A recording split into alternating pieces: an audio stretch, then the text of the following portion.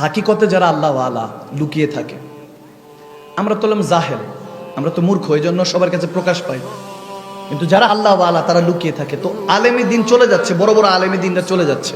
হযরত আব্দুল্লাহ ইবনে সালাম একজন ইহুদি যাজক ছিলেন, একজন ইহুদি পাদ্রী ছিলেন। শুধু গরিবরাই আমার নবীর কাছে এসে ইসলাম ধর্ম গ্রহণ করেছেন না, বড় বড় মুহাক্কিক আলেমরা, অন্যান্য কিতাবের অন্যান্য ধর্মের আলেমরা আমার নবীকে দেখে ফিদা হয়ে যেতেন। সুবহানাল্লাহ বলেন না? তাওরাত, জাবুর, ইনজিল পর্যন্ত ওনার জানা ছিল। নবীজি যখন হিজরত করে মক্কা থেকে মদিনায় আসবে, তখন নবীজির সাথে বহস করার জন্য, মোনাজারা, ডিবেট করার জন্য, ঝগড়া করার জন্য আসতেছে, কিতাব নিয়ে, শাগরিদ নিয়ে বিভিন্ন নবীজির কাছে আসতেছে। হাদিসটা পড়তেছি, পড়ার সময় শুরুতে আমার মুচকি হাসি আসছে, এই জন্য যে যাইতেছে সরদার আম্বিয়ার সাথে বহস করতে। তার দিমাগ কতটা খারাপ যে সরদার আম্বিয়ার সাথে বহস করতে যাচ্ছে। আমার নবীর সাথে থাকে কে? যার সাথে আল্লাহ থাকে, তেনাকে হারানো কখনো সম্ভব না। তিনি যাচ্ছিলেন, পরে আবার চিন্তা করলাম হয়তো আল্লাহ হেদায়েত দিতে পারেন। হযরত আব্দুল্লাহ ইবনে সালাম রাদিয়াল্লাহু তাআলা তিনি তখন বলতেছেন, আমার ঈমান আনার ওয়াকিয়াটা, তেনার ঈমান নূর হওয়ার জন্য যখন ঈমান এনেছেন, কালমা পড়তে বাধ্য হয়েছেন, ওই ওয়াকিয়াটা, ওই হাদিসটা বর্ণনা করছেন।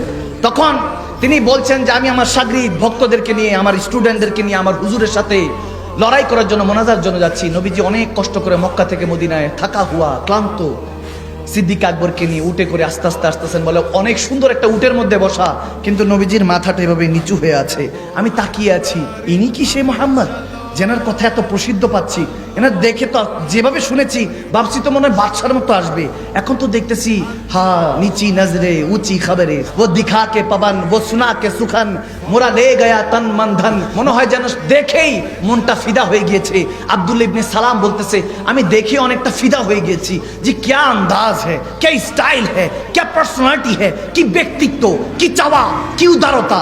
তিনি বলতেছেন আস্তে আস্তে, অনেকে একজন একজনকে ধাক্কাধাক্কি করছেন, তলা আল বাদরু আলাইনা হচ্ছে, নবীকে দেখার জন্য সবাই পাগল হয়ে আছে মদিনার বাসিন্দারা, নবীজিকে দেখছে। তখন আব্দুল্লাহ ইবনে সালামও দেখছে, বলতেছে নবীজি শুধু আস্তে করে যখন ধাক্কাধাক্কি হচ্ছে, তখন তিনি আস্তে করে বলতেছেন যে এ বাবা, একজন আরেকজনকে কষ্ট দিও না, তুমি তো ওর রিলেটিভ মনে হয়, তোমার কেউ আত্মীয় হতে পারে, ধাক্কা দিও না, কষ্ট দিও না, তুমি সম্মান করো, তাজিম করো।